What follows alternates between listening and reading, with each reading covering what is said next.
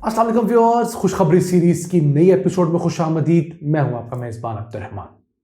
आज हम आपके लिए दो खुशखबरियां लेकर हाजिर हुए हैं। आज की पहली खुशखबरी तो पाकिस्तान की एक बहुत बड़ी सोने और तांबे की कान से मुतालिक है, जो कि इस वक्त इन प्रोडक्शन है। वो है सैंडक की कान, जिसको मज़ीद 15 साल की लीज पर चाइना को दे दिया गया है।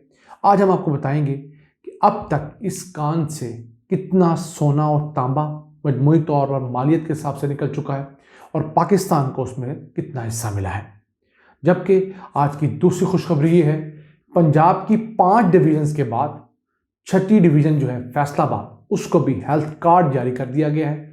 फैसलाबाद के चारों अजला, फैसलाबाद, झंग, टोबा टेक्सिंग और चनियोट की तमाम आबादी अब हेल्थ इंश्योरेंस के लिए अहल करार दे दी गई है। उसको प्रोग्राम के दूसरे हिस्से में डिस्कस करेंगे, लेकिन पहले चलते हैं चागी, जहां ये सैंडक की कान वाक़ है। ये जो कान है सन 2002 में पहली दफ़ा चाइना की मेटालर्जिकल कंस्ट्रक्शन कॉरपोरेशन को दी गई और पाकिस्तान की जानिब से इसके अंदर जो शेयर होल्डर कंपनी थी, उसका नाम था सैंडक मेटल्स लिमिटेड। इब्तदाई तौर पर ये 10 साल के लीज पे दी गई। सन 2011 में इसकी लीज ख़त्म हुई, 5 साल फिर लीज दी गई और सन 2017 में जब लीज खत्म हुई तो उसको फिर 5 साल की लीज पर दे दिया गया। अब इसकी लीज अक्टूबर सन 2022 में मुकम्मल हो रही थी, तो इसको मज़ीद 15 साल के लिए एक्सटेंड कर दिया गया है। अब तक इस कान से गुज़िश्ता 20 सालों के दौरान 1 अरब 10 करोड़ डॉलर्स का तांबा और कुछ थोड़ी मिकदार में सोना और चांदी हासिल किया गया है। उसमें से 42% हिस्सा पाकिस्तान को गया है, जबकि बकिया चाइना को गया है। 42% कितना, 468 मिलियन डॉलर्स जो हैं वो पाकिस्तान को इस तांबे की मद में रॉयल्टी और दीगर ज़राए से हासिल हुआ है, जबकि बकिया तकरीबन कोई 500 मिलियन डॉलर से थोड़ी सी ज़्यादा रकम जो है वो चाइना को हासिल हुई है। अब पाकिस्तान का प्रॉब्लम क्या है? पाकिस्तान का प्रॉब्लम यह है कि हमने अपने मुल्क के अंदर माइनिंग के अंदर कोई ख़ास एक्सपर्टीज़ हासिल नहीं की। इसी वजह से हम बड़े बड़े जो माइनिंग के प्रोडक्ट्स हैं उसके लिए चाइना की तरफ या दीगर ममालिक की तरफ देखते हैं। रिकोडिक का मामला भी यही है कि हमारे पास यूरेनियम को निकालने की सलाहियत है, क्योंकि वो हमारी डिफेंस की नीड थी, लेकिन सोना जो तांबा है उसके लिए हमने अपने आप को इक्विप भी नहीं किया, हालांकि हमें इस मैदान में भी करना चाहिए था। अब जो सैंडक की कान है, इसके ऊपर 1900 अफराद जो हैं वो बरसे रोज़गार हैं। उसमें से बड़ी तादाद मुकामी हमारे बलोच भाइयों की भी है और इस कान में अगर 328 टन जो है वो रेत और जो है उसको हासिल किया जाता है, तो उसमें से 1 टन ब्लिस्टर कॉपर हासिल होता है। अब इस कान के अंदर जो पाकिस्तान का हिस्सा है उसमें तकरीबन 30% हिस्सा बलूचिस्तान को जाता है, जबकि 20% हिस्सा जो है वफाकी हुकूमत को जाता है, क्योंकि इस कान के ऊपर जो मेजॉरिटी खर्चा किया गया इब्तदाई तौर पर वो वफाकी हुकूमत ने किया है। बलूचिस्तान चूँकि गरीब सूबा है, तो वो इनिशियली जो कॉस्ट होती है इस कान को चलाने के लिए, वहाँ पर कैंप साइट बनाने के लिए, बेसिक माइनिंग के लिए, वो बर्दाश्त नहीं कर पाता। इसलिए उस बेचारे का हमेशा शेयर कम होता है। दुनिया भर में आप तमाम गरीब ममालिक में चले जाएं जहाँ पर मिनरल्स तो हैं लेकिन उनके पास माइनिंग की फैसिलिटी नहीं, तो वो बेचारे मजबूर क्यों होते हैं? उनके पास कैपिटल कॉस्ट नहीं होती। इसी तरह है कि आपके पास दुकान लेने के पैसे नहीं हैं, दुकान के अंदर सामान डालने के पैसे नहीं, तो आप उधार पे सामान डालेंगे तो उस जो सामान है उसका रेट कंपनी या वो जो डीलर है ज़्यादा लगाएगा निस्बतन आप कैश देकर वो सामान उठाएं। तो बलूचिस्तान हुकूमत को इस बारे में सोचना चाहिए कि वो कुछ इस तरह का फाइनेंशियल मॉडल बनाए कि वो इब्तदाई तौर पर जब भी इस तरह की माइनिंग स्टार्ट हो अपना हिस्सा ज़्यादा डाले ताकि उसका शेयर भी ज़्यादा हो। अब इस माइन जो है उसके 3 बड़े हिस्से हैं, एक है नॉर्थ जोन, एक है साउथ जोन और एक है ईस्ट जोन। अब नॉर्थ और साउथ जो है उनमें तो गुज़िश्ता 20 सालों के दौरान बहुत बड़ी तादाद में माइनिंग कर ली गई।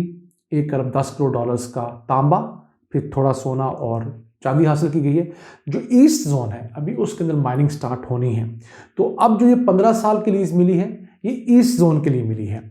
इसके साथ साथ अगले 2-3 सालों में हमारे जो पिछले नॉर्थ और साउथ जोन है वहाँ से जो तमाम तांबा और जो दीगर मेटल्स थे वो निकाल लिए जाएंगे।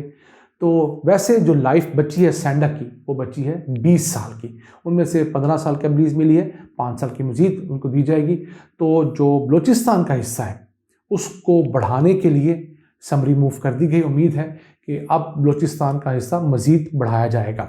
एक तो बड़ा था 18वीं तरमीम आने के बाद, अब मज़ीद बलूचिस्तान के हिस्से को बढ़ाया जाएगा और मैं समझता हूँ उसको बढ़ना भी चाहिए। और इस चीज़ को भी इंश्योर करवाना चाहिए कि इस माइन के अंदर मैक्सिमम तादाद जो है मुकामी और हमारे बलोच भाइयों की ही बरसे रोज़गार आए, बाकी लोगों का हिस्सा उस सूरत में आना चाहिए जबकि उस स्पेशलिटी के लोग ना मिल सके। अगर सिर्फ पिछले साल की बात की जाए तो इस माइन से 16,426 टन जो है वो ब्रिस्टर कॉपर हासिल किया गया और इससे जो प्रॉफिट हुआ हुकूमत पाकिस्तान को वो था $74 मिलियन। ये कारकर्दगी है इस माइन की। इसके साथ आप बता चुके हैं रिकोडिक के ऊपर मुज़ाकरात जारी हैं। 50-50% शेयर जो है 50% हुकूमत पाकिस्तान और 50% उस कंपनी के दरमियान एक इब्तदाई तौर पर नेगोशिएशन में तय हुआ है। उम्मीद है कि मार्च के महीने में उसको फाइनलाइज कर लिया जाएगा। इसी के साथ चलते हैं आज की दूसरी खुशखबरी की तरफ। वो है हमारे फैसलाबाद डिवीज़न के भाइयों के लिए, जहां पर 4 अहम अजला फैसलाबाद, झंग, टोबा टेक सिंह और चनियोट, इसकी तमाम आबादी जो है उनको 10 लाख रुपए तक की हेल्थ इंश्योरेंस दे दी गई है। ये फेजेस में काम हो रहा है ताकि हॉस्पिटल्स पर बहुत ज़्यादा लोड ना आए। होता क्या है, जिस नए ज़िले के अंदर हेल्थ कार्ड शुरू किया जाता है डिवीज़न के अंदर, तो उन लोगों को चूँकि मिलता है तो बहुत सारे गरीब लोग ऐसे होते हैं जो छोटे छोटे ऑपरेशन से लेकर बड़े ऑपरेशन के लिए पैसे जोड़ रहे होते हैं। मसलन किसी को बाईपास रेकमेंड किया गया आज से 4 महीने पहले, उनके पैसे नहीं थे, पैसे जोड़ रहे थे, कुछ कर रहे थे। अब हेल्थ कार्ड जैसे मिलता है तो वो लोग फौरी तौर पर अस्पताल जाके इलाज के लिए कोशिश शुरू करते हैं। तो हमारे छोटे अजला के अंदर सहूलियात नहीं, तो लोड ऑटोमेटिकली बड़े अजला पे आता है।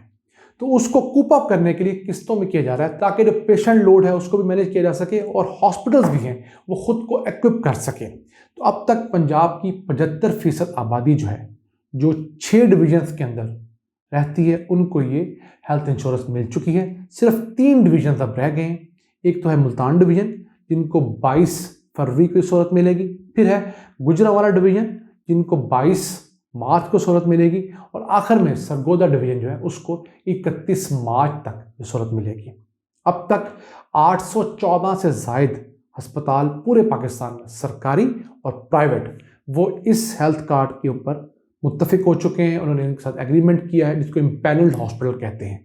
याद रखिएगा, हर सरकारी या प्राइवेट अस्पताल हेल्थ कार्ड के ऊपर नहीं चलता। उसकी लिस्ट हमने अपने गुज़िश्ता वीडियो में भी दी थी, आज भी आपको उसका लिंक जो डिस्क्रिप्शन में डाल रहे हैं ताकि आप देख सकें कि आपके ज़िले के अंदर कौन कौन से वो सरकारी और प्राइवेट अस्पताल हैं जहां जाकर आप हेल्थ कार्ड दें तो आपको सहूलियत मिलेंगी। सिर्फ उस सूरत में जब आप हॉस्पिटल में एडमिट हो जाएंगे, आपका कोई ऑपरेशन होगा। वैसे आम रूटीन के नज़ला, गला ख़राब, ज़ुकाम की सूरत में आउटडोर में आपको फैसिलिटी नहीं मिलेगी। और 1000 से ज़ायद ऐसे ऑपरेशंस हैं, माइनर प्रोसीजर्स हैं, ऐसी बीमारियां जिनका इलाज इस हेल्थ कार्ड के जरिए हो सकता है, जिसके अंदर आंखों में आने वाले मोतिये से लेकर बाईपास सर्जरी जैसे महंगे इलाज भी शामिल है और इसके साथ साथ गुर्दों की पैबंदकारी भी है। अब तो खैर पख्तूनख्वा हुकूमत ने 50 लाख रुपए का इलाज, लिवर ट्रांसप्लांट का इलाज भी हेल्थ कार्ड पर दे दिया है और पहला लिवर ट्रांसप्लांट एक गरीब घराने का हेल्थ कार्ड के ऊपर हो भी चुका है। शिफा जो हॉस्पिटल है इस्लामाबाद का, उन्होंने खैर पख्तूनख्वा के एक शहरी का इलाज किया। तो नाज़रीन, ये वो आहिस्ता आहिस्ता आने वाली हेल्थ के मैदान में तब्दीली है जो कि अगले 1 साल में हमें फुली तौर पर इम्प्लीमेंट होती हुई नज़र आएगी। हाँ, इश्यूज़ हैं, बहुत जगह पर है, जैसे इनमोल कैंसर हॉस्पिटल है लाहौर के अंदर, उनके अंदर उन्होंने जो हेल्थ कार्ड की फैसिलिटी है वो 2 फरवरी से बंद कर दी है। उनका कहना ये है कि हमें हुकूमत ने अभी तक पेमेंट नहीं की, तो जो कैंसर पेशेंट बेचारे अनमोल कैंसर हॉस्पिटल जाते हैं लाहौर, वो बेचारे रुल गए हैं। तो हुकूमत को इसके लिए एक अच्छा मैकेनिज्म डिवाइस करना चाहिए ताकि हॉस्पिटल को प्रॉपरली पेमेंट्स होती रहें, इंश्योरेंस कंपनियां डंडी ना मारें और जो आवाम है वो बेचारी ज़िलो ख़ार ना हो। क्योंकि अब आवाम का एक हौसला बना है, उनको उम्मीद बनी है कि जो उनके साल से रुके हुए प्रोसीजर्स हैं, रुके हुए जो ऑपरेशंस हैं, वो किसी तरीके से होने लगे हैं। लोगों के अंदर जो सेहत है वो बेहतर होने लगी है। तो आप लोग भी अगर जाएं, इस तरह के मामलात हों तो डिसहार्ड ना हो। मैं आपको हेल्पलाइन स्क्रीन पर बता रहा हूं जिसका नंबर है 0800 09009। आपको हेल्थ कार्ड से मुतालिक कोई भी इशू हो तो आप इस हेल्पलाइन पर, जो मॉर्निंग के 9 to 5 टाइमिंग है, उस पर कॉल करके रहनुमाई ले सकते हैं, मज़ीद तफसीलात जान सकते हैं। याद रखिएगा, हेल्थ कार्ड उन लोगों को मिल रहा है जिनका मुस्तकिल पता शनाख्ती कार्ड के ऊपर उन डिविजन्स का है जिनमें अब तक ये हेल्थ कार्ड आ चुका है। अगर आपका डिवीज़न हेल्थ कार्ड के अभी कैडर में नहीं आता तो आपको ये आएगा कि अभी आप इसके अहल नहीं हैं। लेकिन 31 मार्च सन 2022 तक पंजाब के हर शहरी को ये कार्ड मिल जाएगा। KP में मिल चुका है, इस्लामाबाद में मिल चुका है, आज़ाद कश्मीर में मिल चुका है, गिलगित बल्तिस्तान में भी जो 31 मार्च तक मिल जाएगा। तो नाज़रीन, हम दुआ गो हैं कि सिंध के हमारे भाइयों को मिले। बलूचिस्तान ने भी इसकी अप्रूवल दे दी है, उम्मीद है जून तक उनको भी मिल जाएगा। इन अल्फाज के साथ अपने मेज़बान अब्दुर्रहमान को इजाज़त दीजिए। अल्लाह ने के बाद।